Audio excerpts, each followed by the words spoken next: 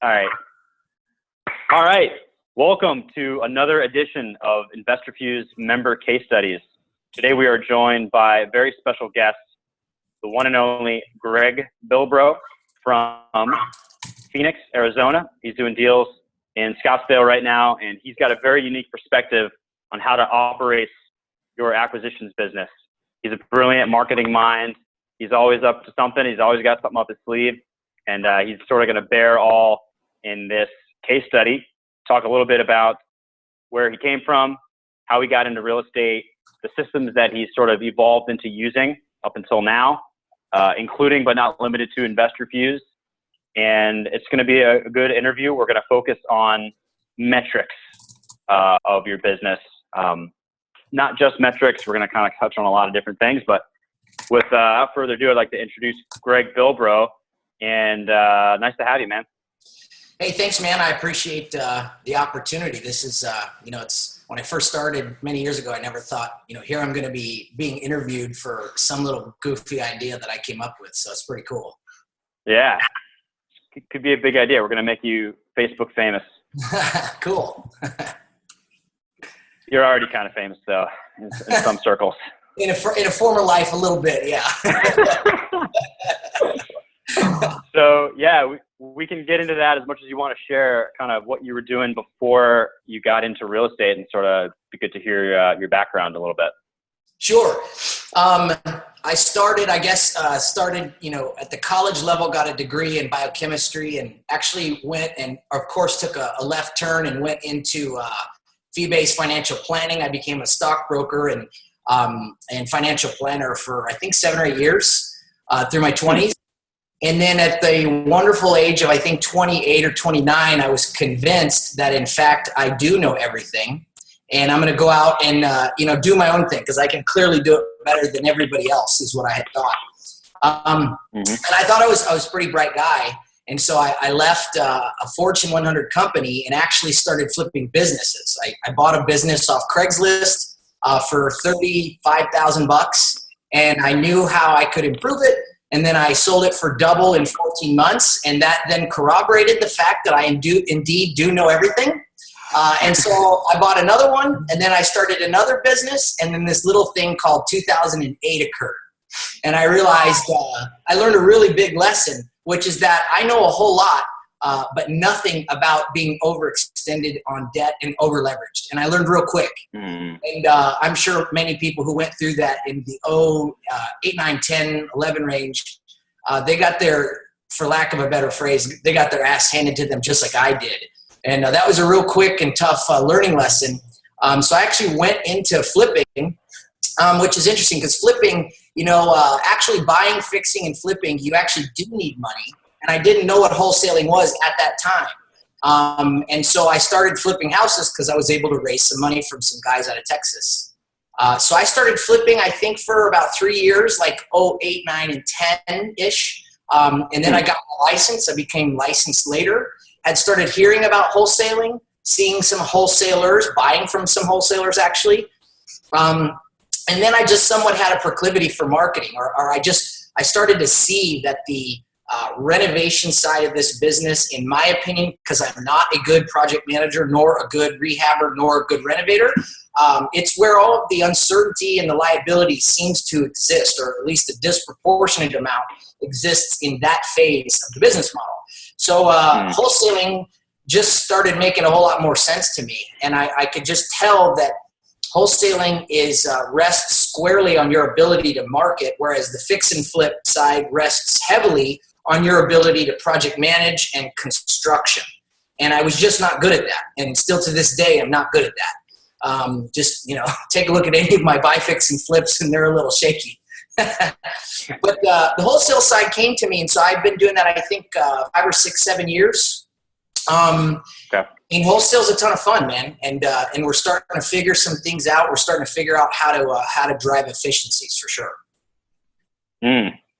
So you're not, are you still doing any rehabs, or are you still kind of? It's funny. Taking them as they come. Yeah. I think a year or 2 years ago, I was like, I'm never doing another rehab. I can't stand them. And then last year, I bought, I think, 3 houses. And I am reaffirming that belief that I cannot stand them. So I think I'm getting right back out. I've got one deal on the market right now, I think for 475, another deal on the market for, I think 200, and another one for 350. And they're all buy, fix, and flip. And you know what? It's not like I'm necessarily terrible at it. It's just, it's not my strength. It drives my stress up. Contractors and all that stuff. I don't need to tell or educate anybody about how challenging that can be. And I know there's some good renovators out there, so I'm not bashing it. I just know it's not a strength of mine. So we do have some fix and flips, to answer your question in short. But we're predominantly wholesale. I think we are wholesaling 6 houses this month, which is a decent month for us. So that's really where we're putting our attention. That's really solid, especially in a competitive market like Phoenix. So I want to talk a little bit about how you got to that point and sort of the challenges leading up to that. Have you always been doing deals in Phoenix? Yeah, always been doing deals in Phoenix. I mean, I did a little real estate back in New Mexico where I went to college. When I became a stockbroker, I actually was a full-time stockbroker, but also bought a fourplex, on the side. I was a night and weekend manager guy. Then I bought some land in the mountains and did a subdivision. It's so funny looking back just how ignorant I was with some of that stuff and probably tiptoed plenty of liability, and I came out unscathed. But now that I know what I know about real estate, man, I probably could have been in trouble a dozen times without even knowing it. But yeah, full-time real estate now, and almost all is Arizona, although we're starting to source deals in other states. So I think we've flipped 3 houses in the last year or so in Texas. We've got one, I think, in Ohio right now. We've got another one in Massachusetts right now, another one in Oregon. We've done a couple deals in a dozen other states, but it's just as the leads come in, it's certainly not something that we're focusing on. Okay. I want to sort of jump around a little bit. We can talk about the status quo, what your team looks like right now, and then we can sort of go back in time and discuss some of the challenges in you deciding that you needed that team and how it came to be. So when you say we, what does that look like right now team-wise, and who's doing what operationally? Yeah. I'm sure you would agree, and most people do, that if you get into this business, it makes sense to wear every hat and know every detail of every role for a while until you understand it, know it, master it, and then can hand that baton off. So I was a one-man show just like everybody else for a few years, did everything. But now I've got a team of, and I was also, of course, the only man in the company was myself. So I was, of course, the acquisitions guy. I used to tell everybody I was the CEO and the janitor and everybody in between, which is true. But now I've got 3 acquisitions guys. I've got a transaction coordinator who is more than a transaction coordinator. She's a licensed realtor. She's also, I think, a certified property distress expert. She also knows a ton of legal stuff like writing trusts. She knows escrow and legal docs, inside and out. She's been a realtor 30 years, seen it all, but she does TC work now. And then I've got a business partner, Qasim, who's, just the most brilliant marketer and one of the most brilliant guys I've ever met. He's not a real estate guy, although he's soon becoming one. He's been in the digital space and the marketing space for 10 years, but he's a marketing wizard in the digital world, and I've got some marketing sense, but a real estate background. So we, 5, I think, have come together. Now there's a few other ancillary teammates. We have one in Portland. We've got one in Tucson. And we've got a few other people that we're putting boots on the ground in other cities when the leads are coming in. But the hub is the 5 or 6 of us in Phoenix, Arizona. Okay. Pretty solid dream team you got there. I like the idea of using a realtor for transaction coordination, because you need someone that knows how to read a HUD. You need someone that knows all the documentation that needs to happen in order to transact. And you can also leverage their license for listings in the event that you need to do that as well. I think investors vastly underutilize relationships with realtors. So for those of you listening to this that need a little extra help, maybe that it would be good to network with some realtors and see if they can be involved with either transaction coordination or other aspects of your business, even going on appointments, for instance, so long as they disclose that they're a licensed agent, but they're representing an investment company, then I think it's legal. But don't quote me on that. Check with your realtor board. A little disclaimer pops up right here. There's one other person on my team that we actually just brought on, I think within the last 60 days. And this is another little learning lesson. You know, we had Pat Live for the longest time, and you get what you pay for, and everybody knows that. And so we paid Pat Live and got Pat Live results, and it's certainly not to disparage them. In fact, I think they're a fantastic solution when you're on a tight budget. I mean, there's no better option at that time when we were making that decision. But we've since decided to invest some real money with a real professional. So we have another gentleman on our team, Matt. He's got years and years of experience managing, growing, and operating call centers. And so he really knows he knows far more than I do about phone sales. And I was actually pretty good at phone sales in my first career as a stockbroker, because that's what they tell you to do. But he understands follow-up and phone calls and tone and pauses and rebuttal and objection scripts. And I mean, he just knows all that stuff. And so we pay him real money now, but I think he's worth every penny. So I was remiss. We added him to our team recently too. Is it just him taking the calls, or does he manage a team of people? It's him right now, and we're of course making some adjustments, but it's him as the first position, and then we've got Pat Live in a second position, and we're probably going to change the Pat Live as the second position to maybe one of the things that you guys are bringing to the table, and so we're still looking at that. But he's the first position right now. Cool. That's a solid investment. The answering of the phones and then that initial lead data of putting in all your leads into your CRM is probably like 50% of the time consumption of lead management right there. So if you can eliminate that from your plate operationally, that's totally worth the investment when you get to that point. But I want to talk a little bit, going back in time, about one-man show Bilbro. Yeah. And how you were able to manage that, and what were the systems that you were using to kind of stay on top of stuff, or lack thereof. And if you could speak to that a little bit, that would be eye-opening to a lot of folks who may be in a similar situation. Yeah, man, the lack thereof comment that you made couldn't underscore it enough. You know, a lot of people get into this business, and I love this business, man. I mean, it's fun. There's challenges, and it's super hard some days, and it's really rewarding other days. But people get into the business, and of course they're, I think, a little sometimes misguided because they see how sexy it is to fix and flip houses on TV. And just other stories. You know, when people lose money in this business, I have found that information is typically not shared or advertised much. But when somebody has a great deal and makes 50 grand without a whole lot of work, of course everybody talks about that deal. Well, that kind of information is what somewhat propagates through the crowds. And so I think people get a little bit of a misunderstanding, or maybe an unbalanced perspective as to really how challenging this business can be. Well, I was no different. Remember, the one-man show Bilbro, he knew everything. And so I think just full of piss and vinegar, man, was what made it happen. I didn't have systems. Reinforce. Yeah. I tell people I was 1,000 horsepower without a steering wheel, which is kind of true. I mean, I was just like pushed through, and nothing can stop me. And maybe there's some truth to that, but it is certainly an ignorant way to run a business. So after making tons of mistakes and seeing just tremendous areas of inefficiency, you know, I started to educate myself and understand that, man, I've got to have some systems, process, and routine if I want to ever have both money and time. And at the time I started making money and had no time.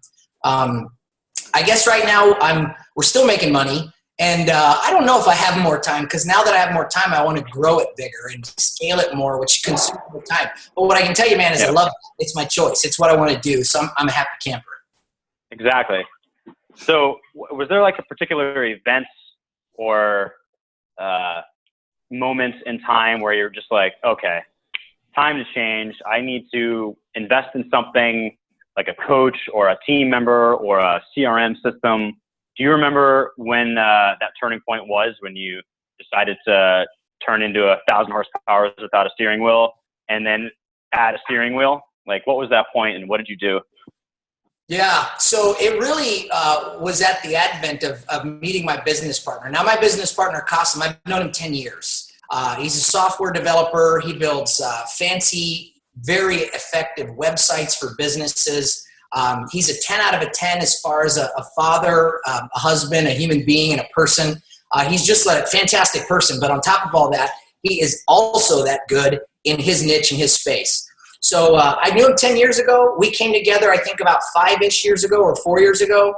At that moment is when I was very frustrated with direct mail and bandit signs, and I was also a realtor. And a while ago, you could actually shop on MLS and get deals. I don't think I bought an MLS deal, in 4 years. I don't even know what the MLS is for from an acquisition standpoint in the investor space. Out here in Phoenix, we have like Open Door, which has raised hundreds of millions of dollars. We have OfferPad, which is a clone of them. There's people that have robo dialers and offers.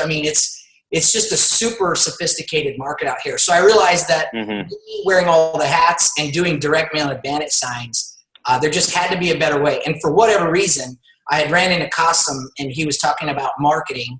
And I just thought, you know what, let's give this digital marketing play, some runway. Let's compare it to see if it's better than I am, which I actually thought it would be right out the gates. And so that's what started it. And we gave it some money and some runway and some test pilot. And soon he was able to far exceed what I could do in the digital space compared to what I was able to do. Okay, so your turning point was the addition of a business partner. I would say I have a common experience. In fact, I started investing with a business partner because I knew that it's just always nice to have another ear to talk to and strategize and delegate your roles, ideally in order of who's good at what. And it looks like you found someone that complements an area that you were not good at, which is like internet marketing and system-based stuff.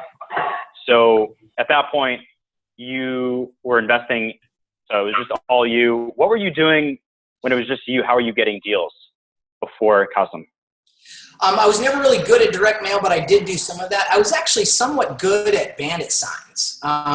And I don't know why that is, but we just had a pretty darn good ROI, and we were real unsophisticated. I would spend, I think, $500 at a time and get a couple deals. And that was fantastic as a one-man show. And I said, okay, well, let's spend $1,000 on bandit signs. And so that was working out pretty well. And then just being a realtor, every once in a while getting referred to a deal, sometimes wholesalers as well. But bandit signs, for some reason, I was just kind of good at.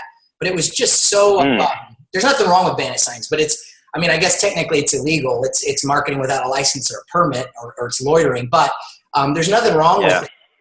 It just didn't seem like a long-term solution or a scalable strategy for me. Okay.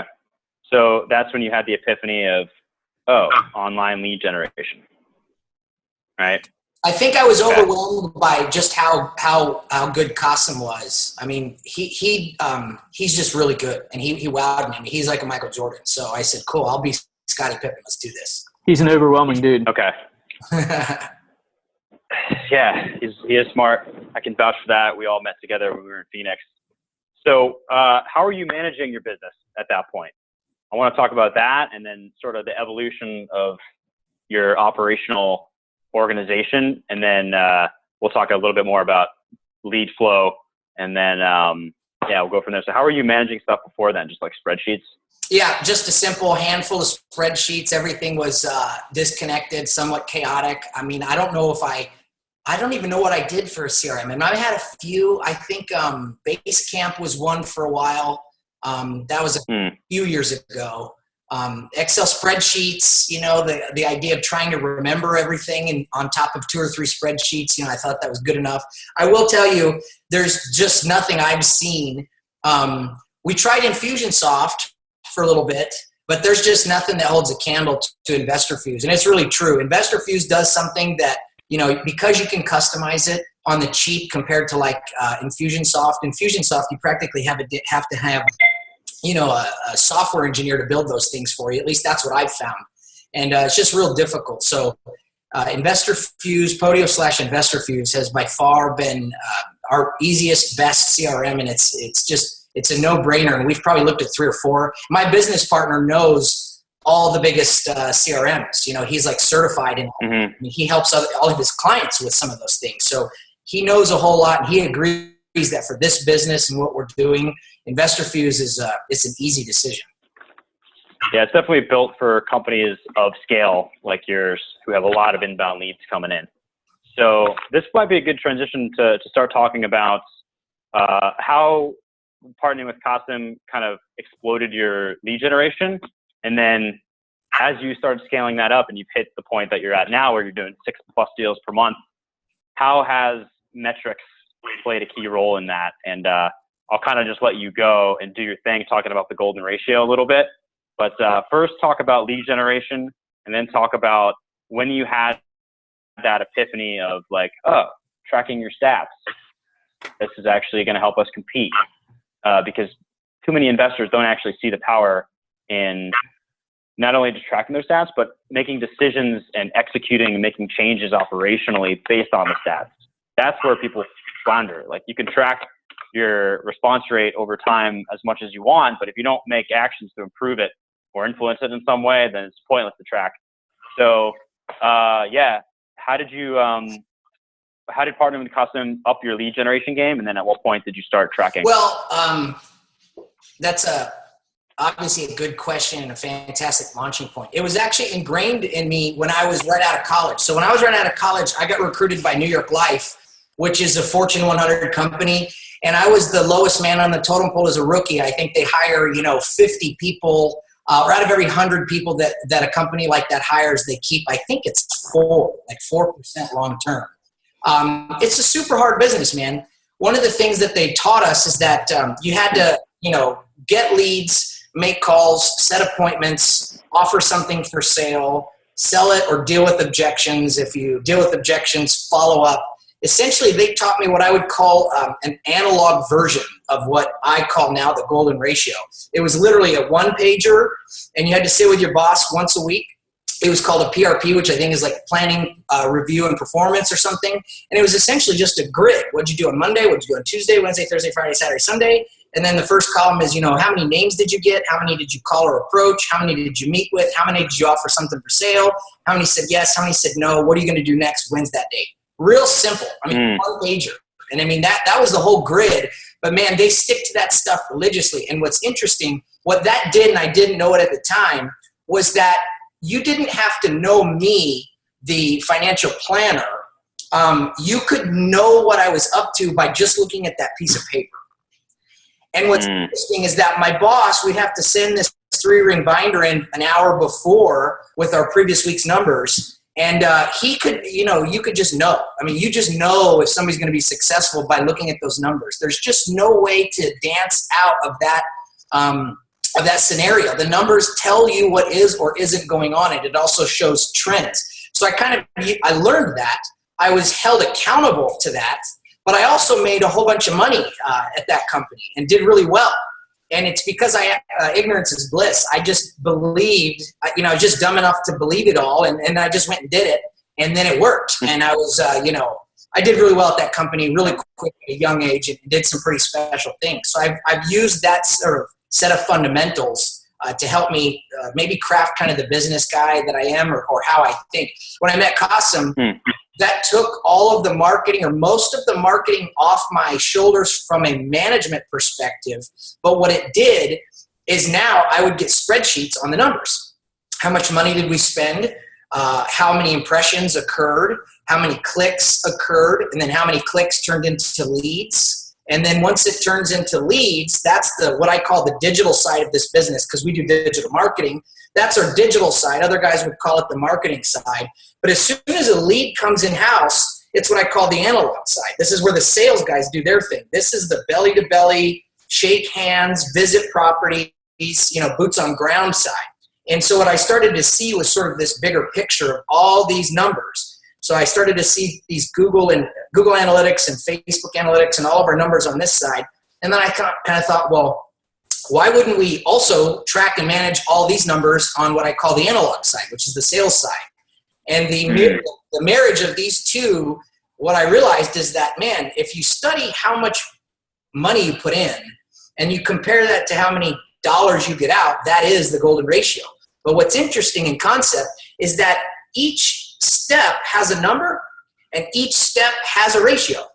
Every single one of them along the way. And each one of them is also discernible. There's no gray.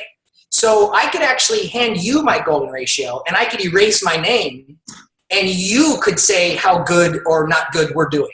Or anybody could who knows this business. I mean, anybody can hand me their golden ratio and I don't have to know anything about the person, the market, or anything.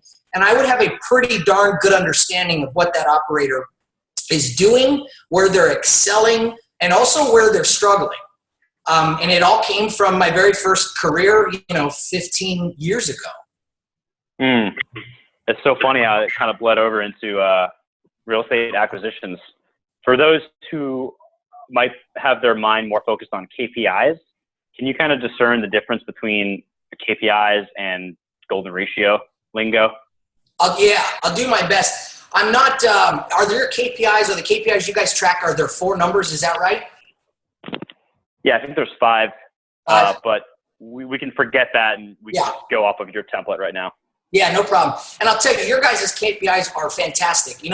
There's different strokes for different folks. And our way, I think, is really good for what I do and maybe where we're at. But I'm sure there will be an evolution. I'm sure there will be a golden ratio 2.0. I would say for a newer investor, don't bite off more than you can chew. And so your KPIs, you guys did a fantastic job and you also made it easy. In my business with this golden ratio, really what we're trying to do is measure every single discernible step in the entire process from start to finish and then study that over a long period of time. So where the KPIs will show you, I think, those 5 metrics, I believe ours will also show those 5 metrics. But there's a few other metrics that we show, but it also allows for some additional analysis that I think from time to time can be good. I'll give you an example. Every single one of those steps has a discernible number that you can measure and then do a ratio. So when somebody says, hey, the company is doing poorly, we're struggling. One of the challenges for the operator, the owner, is to figure out, okay, where is the point that we're struggling? And in this business, it's easy to be emotional about something or something that just recently happened and have that somewhat cloud your vision. I'll give you an analogy that I use all the time. When you go into the doctor and you're sick, it's not uncommon for the doctor to run tests, particularly a blood test or an MRI, CAT scan, X-ray, what have you. What the doctor is looking for is to match the story of the patient with the black and white data, right? And if they match, it tells the doctor something. If they don't match, it also tells the doctor something. And what's interesting is that when you look at blood work, it's 5 pages? I get my blood work done every year, sometimes twice a year, and I study that stuff. Kind of a data nerd, I get that. But it's just 4 or 5 pages of data. And what it does is it doesn't tell you what's wrong. It tells you where to look. It kind of points your muzzle to where to go investigate. And this also works on the good side and the bad side. If you're struggling in the business, you can't just assume it's one thing. I want to know the pinpoint where that thing is problematic. Same thing on the good side. If you're crushing it, if you're killing it, it's important to understand, well, what ratio tells me that is the operator's strength. And in the golden ratio, because we track every single discernible step in the entire process, the sales process for overall sales efficiency, it's easy to see it. I mean, it's like black and white. It's like getting blood tests and having one number way out of range, and now it tells the doctor sort of where to go look next. All right, that's awesome. Totally good analogy as well. You gotta know where to look. So can we actually get into it? Can you do like a screen share and show us a little bit about what exactly comprises the golden ratio, and could we see some like real stats? And then also talk about some of the most common breaking points and how to address those. Sure. At the bottom, the bottom center, Bilbro, is a share screen button you can hit, and then select desktop. If you're just on your Mac, you can hit desktop 1. All right, desktop 1. Nice. Can you guys see that? Yep. Yeah, golden ratio app. Yeah, you want to make that browser, that Chrome browser, full screen. Okay, gotcha. How's that look? Sweet. Real good. Yeah, go to town on that. Okay, so let me see here. Okay, so here's really how it works. Every single week, if you notice on this first column, every single week we have a golden ratio sales call. And because we're a virtual company and we run a virtual business, everybody can just call in from wherever they're at, even if they're on vacation or what have you. But the golden ratio call is mandatory with the exception of like being sick or traveling. And so every week we call in and everybody is responsible for something, either some numbers or at least sort of an update on what they're up to. So if you see these 1 through whatever it is, 28, you'll see each week sort of standing on its own. And the very first thing you'll know, and this isn't really in the best order compared to my analogy, it's just the way we built it back in the day, and so it's sort of stuck with it. But if you see the total numbers of clicks, this is how many clicks we're getting in a week. The total number of impressions is about 7,000 for this week, so you can see that it's up from or down from 8,000. This will automatically calculate a click-through rate. It'll automatically calculate an average cost per click. It'll automatically. Oh, do you have a question? Yep, we got to back up because people might be wondering what the hell people are clicking on to begin with. I don't think we've even talked about Google Ads yet. So when Bilbro partnered with Qasim, their source of lead generation is, you can kind of get into that and how, like, where are these clicks coming from? Yeah, and even even explain like what a click is, what an impression is too. Oh, okay. There's a ton of people listening that don't know that. Yeah, sorry about that. Probably made a jumping forward assumption, so I appreciate that. My partner's a digital marketer, so I don't know if I could really share the secret sauce because I don't know the secret sauce, but I do know that we're heavily concentrated in Google AdWords. We do, Microsoft Bing as well. And then we've been testing and toying and playing with a handful of other modalities. There's SEO, there's Facebook, and there's a few other things that we've worked on.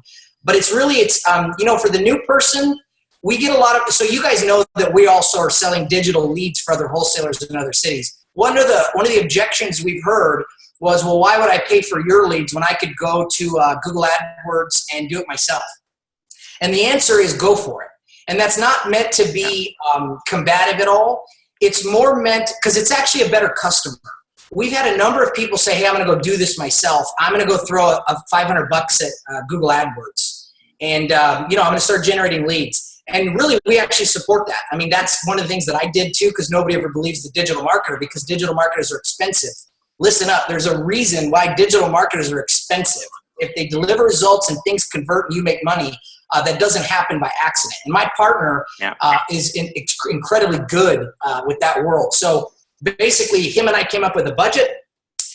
We allocated that budget for digital marketing, and then I really left it up to him as to how to allocate those dollars with ad spend as a percentage of Google AdWords, Bing, Facebook, and I don't know, there's probably a couple, 2-3 other things he does.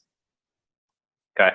And we can also, for those people who aren't as fancy or sophisticated with their digital marketing, you can sort of frame all of these numbers in terms of your response rate on direct mail as well. Because at the end of the day, as we scroll right here, you'll see that it ultimately comes down to like some of the more analog stuff when we get into the sales. Yeah. And the analog stuff, like the talking, the following up, the going on the appointment, and the closing of the appointment is where is the commonality that everybody listening to this is going to kind of take away from this the most. So if you don't know about all these digital marketing terms, that's fine. Just think about the numbers in terms of your direct mail response rate or your cold calling response rates, et cetera.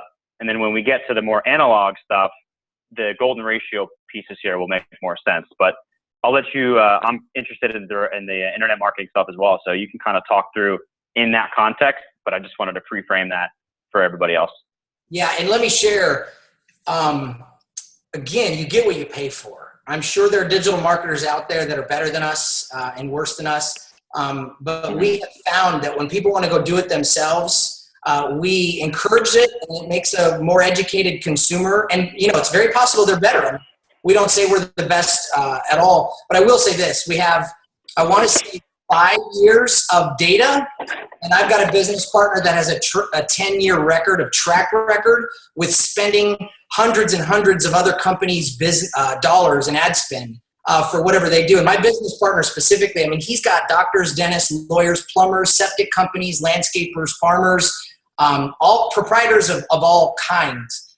And so he's been able to really figure this out. So one of the things we've done recently is we've decided to specialize. And so my partner is now mostly taking on real estate as our specialty and our niche, because he and I have been doing this hand in hand, hip to hip for about 4 or 5 years. So anyways, I can talk for a while about that. Digital marketing is much harder than one would think. I will also say is that you'll put money into digital marketing and it will be a machine that chews up your money pretty quick if you do it inefficiently. Mm-hmm. Yep. It's for professionals. If you're an investor, you're not a digital marketer. All right. Specialization is key when it comes to marketing channels that you're not experts in. And it does take a lot of upfront investment and time to generate these leads, because it's all about the data and optimizing the data that you receive over time with internet marketing. So it's not, you will get leads like right away, but like in order to fully optimize it, it takes a lot of time and money. So Bilbro, make sure to maximize the screen again. It still looks like half screen right now. Well, with permission, then, can I show the last maybe 4 to 8 weeks, just so I don't show our entire corporate records? Yeah. Hey, go ahead. Totally. Is this big enough? I didn't tell my partner that we'd be doing this, so it'd be probably better if I show fine. it. Is that okay? Could you explain Sure, clicks and impressions too? Just for those who don't know that. So again, thanks guys for reminding me. I of course take this stuff for granted, but to be honest, I knew nothing about digital marketing. So what is a click and how is that different than an impression? That was also a question I had too. So anybody that ever calls us and wants help with that stuff, don't feel shy that you have to know anything at all. This, this is really important to know your business, and we want to deliver value as well. The other thing I'll say, of course, is the golden ratio is something that I'm happy to help people with. It's fun for me. So if anybody ever wants assistance or even wants to take a look at our app or wants help with it, happy to do it. So a click, as everybody knows, is a click. But where does a click come from? When you spend ad spend dollars and you put those ad spend dollars into the digital space, if anybody's ever seen them searching, let's say on Google or any of the search engines, let's say you search for, I need to sell my house quickly, or losing my house to foreclosure, or inheriting grandma's house. Any of those kinds of things. What you'll notice, there used to be ads on the right-hand side with Google, and I think it was the entire right-hand column with ads that Google was guessing at its relevance to your search. Now Google has changed it where I think it's the top 4 are paid ads, and I believe all the middle are organic, which are websites that are SEO optimized for your search or your query. And then the bottom 4 as well are also the paid ads. So where paid advertisement exists, I believe in Google, is the top 4 and the bottom 4. I don't know all the other search engines. That's not my space. But just to kind of make it easy, whenever you search for anything, you'll see the top 4 sections, I believe, those are paid, the bottom 4 paid. Everybody else is in the middle, where Google has assumed that your search information is highly relevant to whatever websites have similar or like kind content. Does that kind of answer your question? Yep. And an impression is just when it shows up on someone's screen and someone sees it, not necessarily if they click on it. Yeah, exactly right. So the top 4 and the bottom 4, when somebody types something in, the top 4 and the bottom 4 is just an impression. And so that's all it is. So what's interesting is you don't pay for an impression. When you spend money, you could spend $1 million and you could have 10 million impressions. But if nobody ever clicks, your money is not being consumed in that way. So yeah, it's just to impress. It's kind of like driving by a billboard. You can look at the billboard, but there's been no exchange of money or value. It's just looking at it. So the impression is just that. Good analogy. Yep. Okay, so keep going. Yeah. Let's go through these.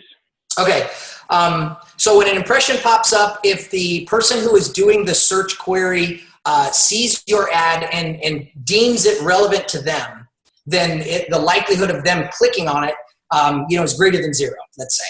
And if they click on it, and wherever you take them, whatever pops up next, again, they deem relevant, then your opportunity is a greater than 0 opportunity for them to call you or be considered a lead. Sorry about that.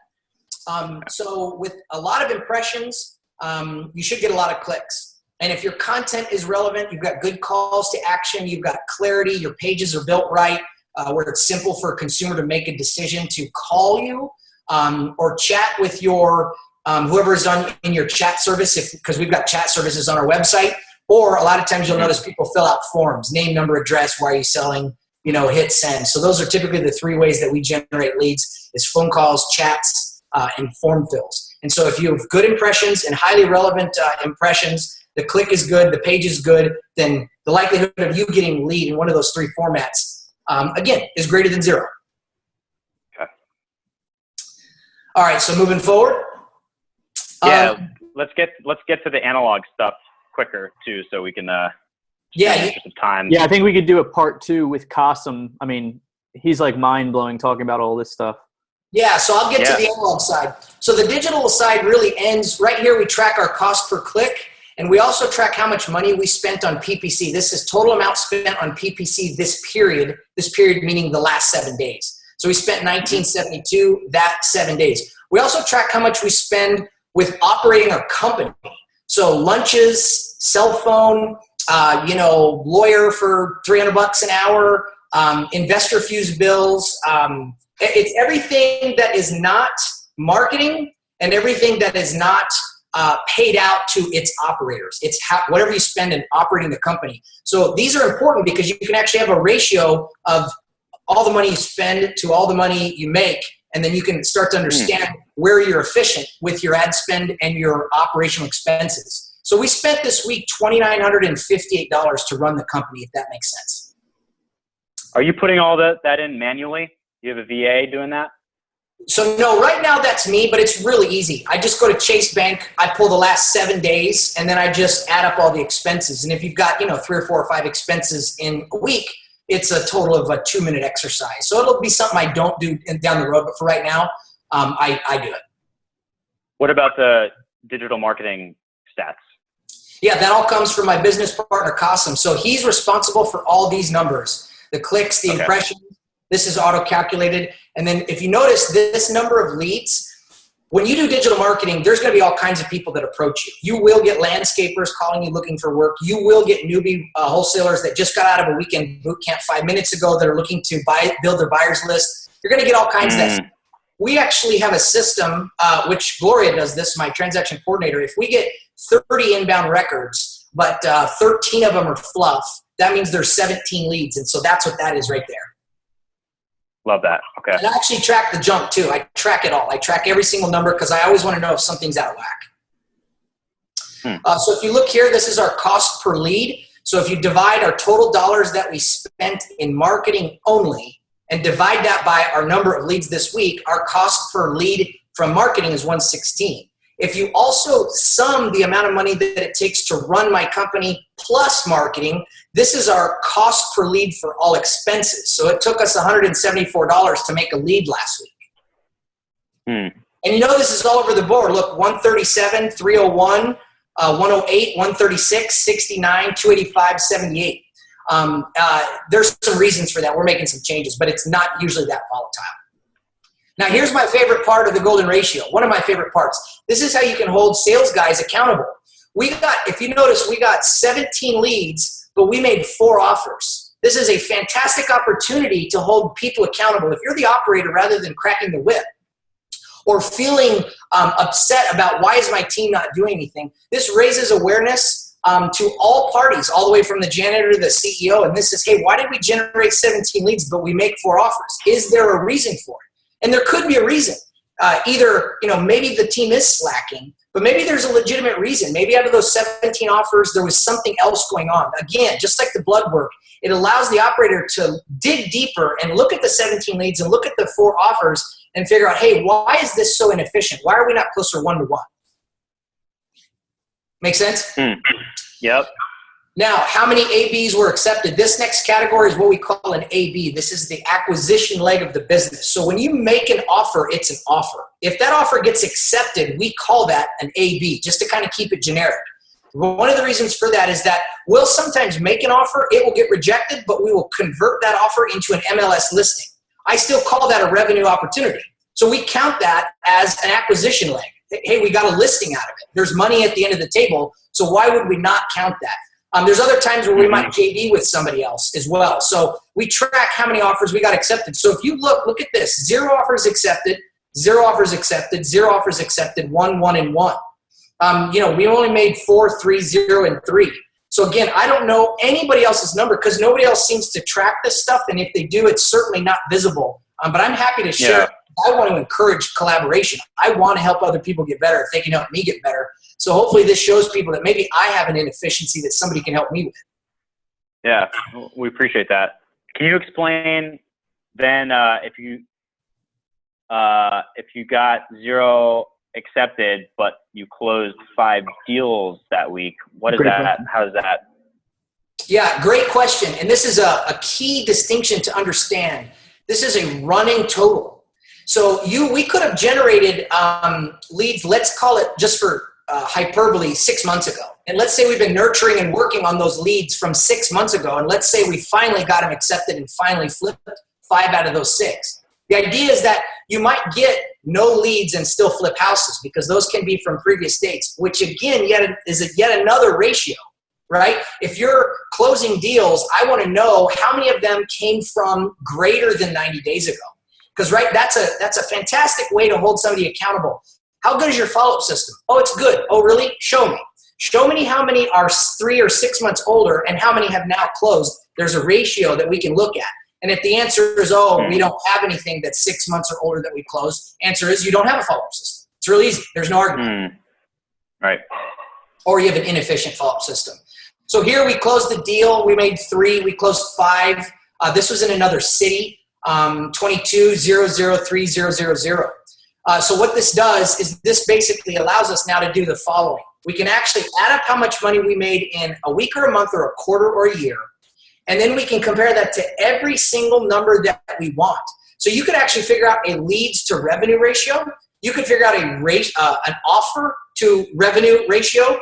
The golden ratio is if for every dollar I spend on the front end, how many dollars do we get out on the back end? And that number for a couple of years has ranged around 1 to 6. This last quarter, because it's been a tough quarter for us, and we're also building another company, and so my eyes are a little off the ball, but it's been $1 to $4.75 in Q2 of this year. So when you say, hey, what are your sales ratios? Man, I study that all the time. And I mean, I've got charts and graphs that pop up every single day that show me, is that ratio going up or down? And my job is to make that ratio go up to be more sales efficient and marketing efficient. I love that. That is the point of business, right? Dollars in, dollars out. And the golden ratio is exactly that.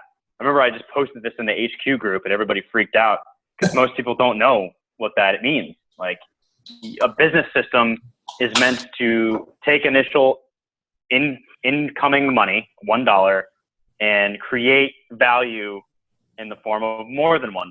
That's the point of a business system, right? Like you couldn't say it more efficiently.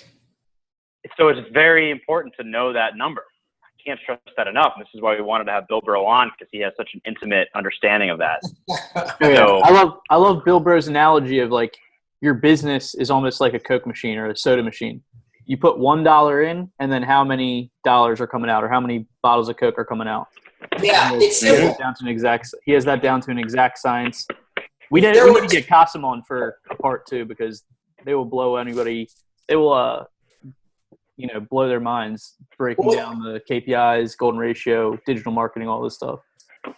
What this also does is it helps you raise money, to be honest with you. I mean, when you show a capital partner, hey, look how dialed down I have my system.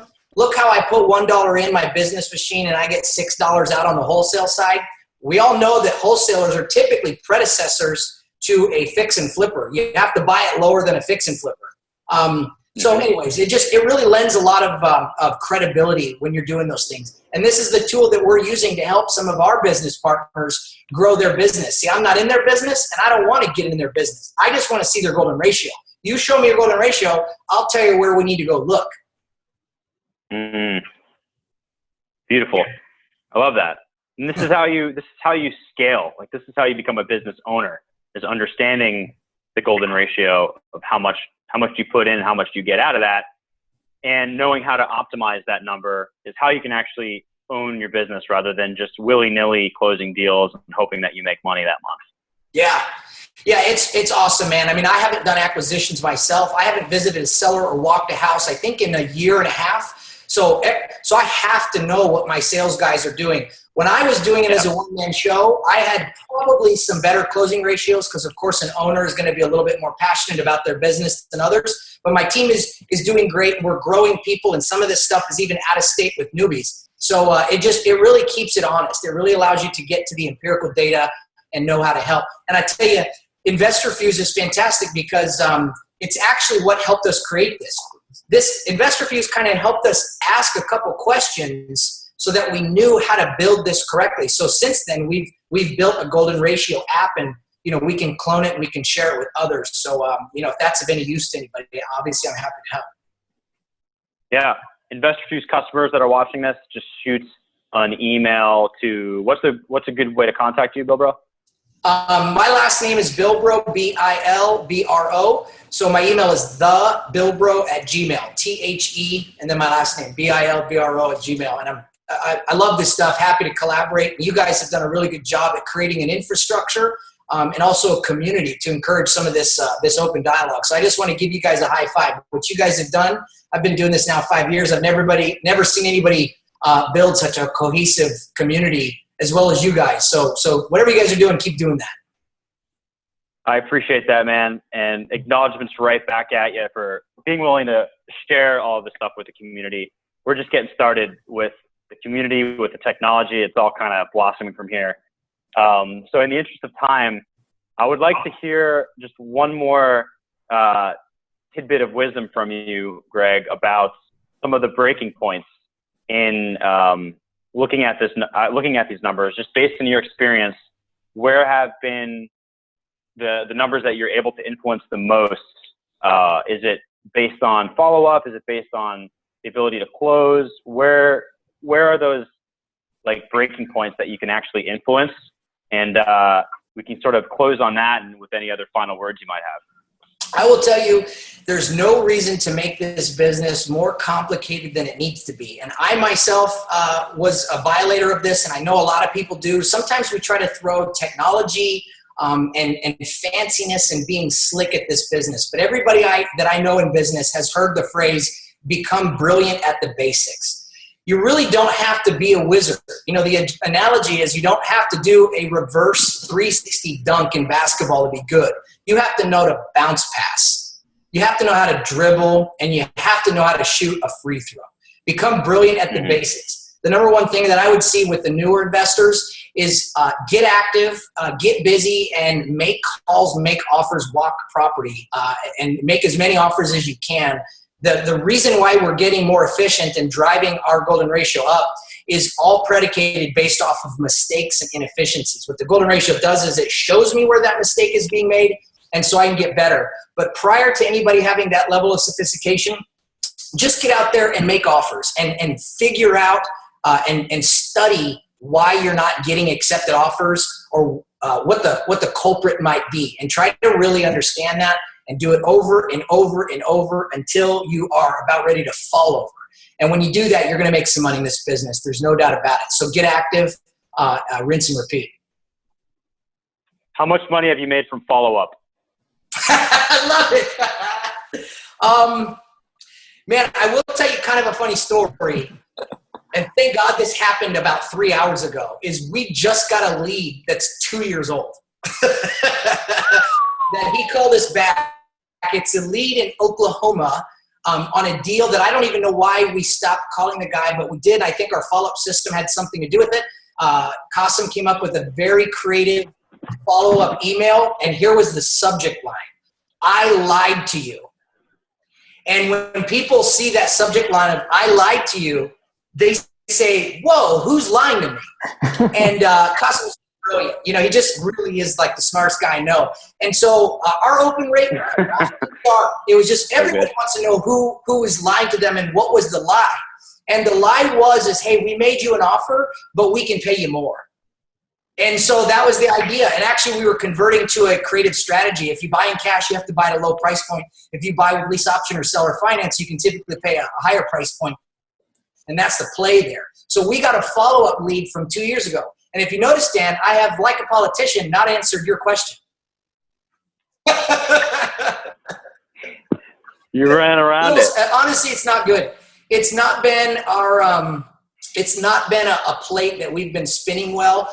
But I will tell you, it's actually one of the things that this last quarter we've been working on. So part of part of the skill set that Matt is bringing to the table, his call center expertise, he just finished, I think, 2 weeks ago with your guys' help. Carlos, thank you. John in the back offices, thank you. I think you guys finally got something fixed. I don't know what it was or tweaked. And now our follow-up system is in place. It's routine. It's automated. And now guess what? We have numbers. I can actually see if it's working and where it's working and where it's not working. So the answer is terrible. But the other answer is it just started to work right now, and it's in place, and now I can track it. Good to hear that. Yeah, make sure you're using those follow-up sequences. I had another question. Oh, Bonjoro. So this is more of an idea for you. Since you're getting a lot of online leads, you're getting email addresses, right? Yeah. So we've been using this new tool called Bonjoro, Bonjoro. Basically, it's a phone app that if you get a new lead, it'll ping you on your phone on the Bonjoro app. And what you can do is send personal video messages with your face right from your phone, right the second the lead comes in. And I am seeing the application for this just as an InvestorFuse, like, I'm in charge of sales and marketing. I see the application for software companies, but even more so for investment companies communicating with sellers. So imagine the seller just opts in and they see from like your acquisitions manager within 30 seconds of submitting the lead, and he can just make a quick video saying, hey, yeah, actually we buy houses in that neighborhood all the time. My name is Greg Bilbro. It looks like you might have some options. We can definitely help you sell the property. And we're going to actually be in touch with you over the next couple hours to see if we can put something together. That would be huge because it'll help you get set apart from everybody else because it'll just make it more personal. Most of these sellers are used to dealing with schmucks, for lack of a better word. So I think you guys should incorporate that into the system, and it's really easy to set up. You can just have it so every time a new lead comes in, it gets assigned to your acquisitions manager. They can look at the address, they can make some sort of personal message, and boom, get the seller to engage with them right then and there. That's awesome, man. It's one of the things I like working with you guys the most about is that you guys are just taking such a 2.0 approach to this business. And it's long overdue. This business has been, for whatever reason, behind in the times when it comes to technology. As you guys know, I'm building another piece of software. I just think that there's just so much stuff to do, and you guys really seem to be at the forefront. So that's a fantastic recommendation. And I will tell you this, some of my sales guys, and everybody does this, we get lazy or busy. We take a lead and we try to negotiate the deal or trying to kind of poke around for what I call the two ingredients to a wholesale deal, which is M&E, motivation and equity. And there's nothing wrong poking around trying to get to the M&E and trying to discern what they are. But there is nothing that replaces a handshake and building rapport face-to-face. And what you just said, I think, is a fantastic way to get your foot in the door to at least start doing that or get an opportunity to go get in front of them face-to-face and shake their hand. So that's a great idea. You guys are really on the tip of the spear with that stuff. I dig it. We're doing the best we can with the resources we got. And it's just the tip of the iceberg. We have some exciting stuff coming on board really soon. But, man, we covered a lot of really great things here. I think this will be super helpful. I know for you, Bilbro, all this stuff seems obvious, but there'll be people that listen to this that'll help clarify a lot of what they might be confused about operationally in their business. So, again, thank you so much for coming on. If people want to reach out, thebilbro@gmail.com. Yes, sir. And can we look at your website, too? What's your website? Let's see here. Yeah, also as a side note, I've reached out to a bunch of InvestorFuse community members. Greg and Kasim are getting leads I don't know if they're SEO leads or if they have pages set up in those markets, but they are happy to play ball as far as a JV deal if they get a lead outside of their Arizona, Phoenix, Scottsdale range. So keep a heads up in the HQ group. Or if you're in that market, I know I'll hit you up, as I have done with a bunch of InvestorFuses out there listening to this already. Yes, thanks, man. Appreciate that. Yep. And if you're not an InvestorFuse member yet, hit us up. You can email us info@investorfuse.com if you have any questions to see if it'll be a fit. If you want to be a cool guy like Greg Bilbro and start closing 6+ deals per month, then this is a tool that'll help you get to that point, and it'll help you clean up your follow-up systems as well. So you can email us, or you can just get started right now at investorfuse.com/pricing. This is where you can see the pricing and look at all the questions we got. But with that, thank you guys so much for joining us. This was a really super informative call. Have a great rest of your week, Bilbro. Thanks so much for coming on and doing this. Thanks, guys. You guys are great. You're worth every penny and then some. If you join InvestorFuse, there's no doubt in my mind, it's already happened to us, that whoever does that will close at least one more deal that year, if not 3, 4, or 5. And we all know a deal's worth 10K on the wholesale side, or 20, 30, 40, 50 on the fix and flip side. So keep doing what you're doing. We really appreciate it. Thank you, man. Thanks, Systems, Bill. they're key. Thanks, guys. All right, guys. See ya.